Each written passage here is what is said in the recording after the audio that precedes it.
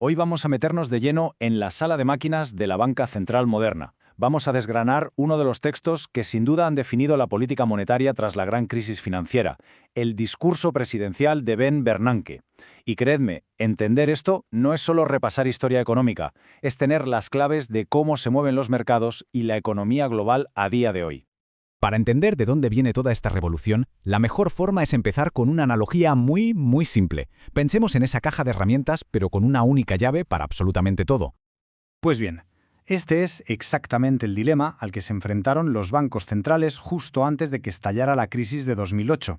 Su principal herramienta, esa llave inglesa universal, de repente se quedó atascada. Se volvió inútil. Bueno, vamos al lío.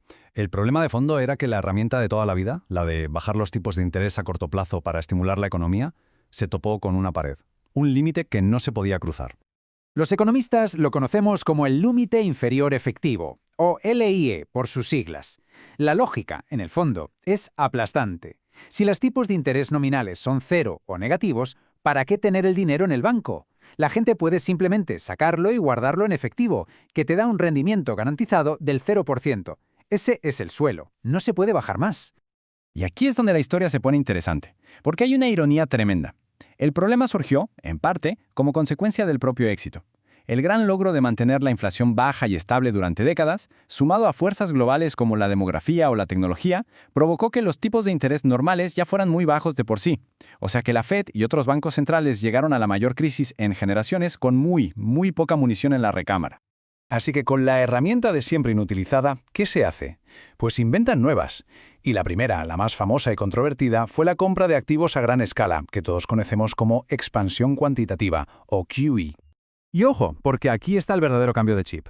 La política tradicional consistía en mover el tipo de interés a un día y cruzar los dedos para que eso se transmitiera al resto de la economía. El QE no. El QE es un ataque directo a los tipos de interés a largo plazo. Va directo al corazón del sistema, a los tipos que importan para las hipotecas de las familias y la inversión de las empresas. A ver, ¿y cómo se supone que funciona este invento? Pues la teoría nos dice que por dos vías principales. Por un lado está el canal del reequilibrio de cartera. El Banco Central compra tal cantidad de bonos del Tesoro que básicamente obliga a los inversores a buscarse la vida en otros activos, como los bonos de empresas, bajando así los costes de financiación para todo el mundo. Y por otro tenemos el canal de señalización. Salir a comprar miles de millones en activos es la forma más contundente que tiene un banco central de gritarle al mercado: «Oídme bien, vamos a mantener los tipos bajos durante muchísimo tiempo». Claro, todo esto suena muy bien en la pizarra, pero la pregunta del trillón, literalmente, era ¿funcionó de verdad? ¿Se tradujo en algo tangible? Pues la evidencia inicial, la que se obtuvo analizando la reacción del mercado justo en el momento de los anuncios, fue espectacular. El primer programa de QE tuvo un impacto inmediato y masivo. Fijaos en las cifras. El bono a 10 años cayó 100 puntos básicos, una barbaridad. Los costes de financiación se desplomaron en toda la economía. Pero claro, en economía nunca hay una respuesta fácil. Enseguida saltaron los escépticos con dos preguntas muy pertinentes. La primera, ¿estamos ante rendimientos decrecientes? ¿Funcionaría una segunda o tercera ronda con la misma potencia? Y la segunda, y quizás más importante, ¿eran estos efectos duraderos o solo un fogonazo temporal en los mercados financieros sin impacto real? La defensa de Bernanke aquí es, la verdad, bastante inteligente. Él argumenta que las reacciones más pequeñas en los siguientes QE no demuestran que la herramienta perdiera fuelle. Todo lo contrario, demuestra que el mercado había aprendido la lección, que se había vuelto más eficiente y que ya anticipaba la jugada de la Fed, incorporando el impacto en los precios incluso antes del anuncio oficial. Vale, pasemos a la segunda gran innovación, que va muy de la mano de la primera, y de hecho la potencia, la orientación a futuro, o como todos la conocemos, el Forward Guidance. Básicamente consiste en algo tan simple y a la vez tan potente como que el Banco Central le cuente al mundo, de forma clara, lo que piensa hacer con los tipos de interés en el futuro. La idea es anclar las expectativas para que las decisiones de hoy se tomen con más certidumbre. Y aquí, la teoría económica hace una distinción que es absolutamente crucial. Por un lado está la guidance délfica, que es como un pronóstico. Dadas nuestras previsiones, creemos que haremos esto. Es información, y punto. Pero luego está la guidance odiseica, y el nombre es genial. Es otra historia.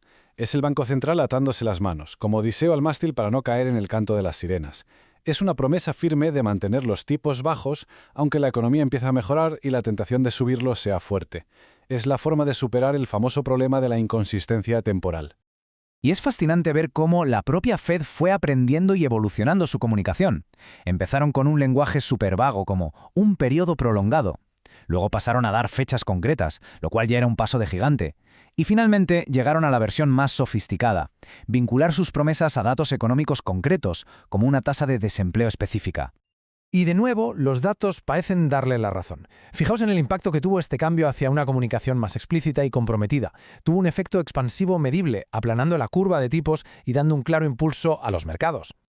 Muy bien, hemos visto que las herramientas, por separado, parece que funcionan, pero la pregunta del millón, la que de verdad importa para el futuro de la política monetaria, es ¿cuánta potencia de fuego nos dan? ¿Son un simple parche o de verdad hemos recuperado la capacidad de actuar que perdimos? Dicho de otro modo, si en una recesión normal antes se bajaban los tipos unos 5 puntos porcentuales, ¿cuánto de ese margen de maniobra hemos recuperado con la combinación del QE y el Forward Guidance? Y la conclusión de Bernanke, basada en las simulaciones del propio modelo macroeconómico de la Fed, es, bueno, a mí me parece espectacular. La respuesta es 3 puntos porcentuales.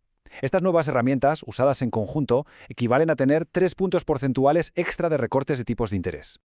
Para que nos hagamos una idea de lo que esto significa en la práctica, es como si, por arte de magia, hubiéramos devuelto la economía a un mundo donde el tipo de interés neutral, el de equilibrio, fuera del 5% en lugar del 2%. Es recuperar una capacidad de actuación que creíamos perdida para siempre. Y esta tabla es sencillamente el remate final del argumento.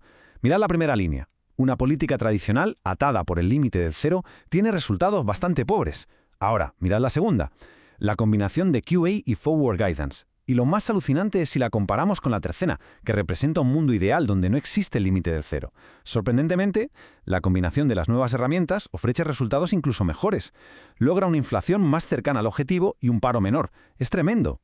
Pero, y siempre hay un pero en economía, sobre todo en macroeconomía, todo esto tiene una letra pequeña muy importante. Todo este poder de fuego solo se mantiene si el tipo de interés real neutral, el famoso R estrella, no es demasiado bajo. Si esa tasa de equilibrio estructural sigue cayendo, como parece que está ocurriendo, la efectividad de estas herramientas empieza a disminuir peligrosamente. Y eso nos deja exactamente en el debate actual, en la pregunta clave para la política monetaria de nuestra generación.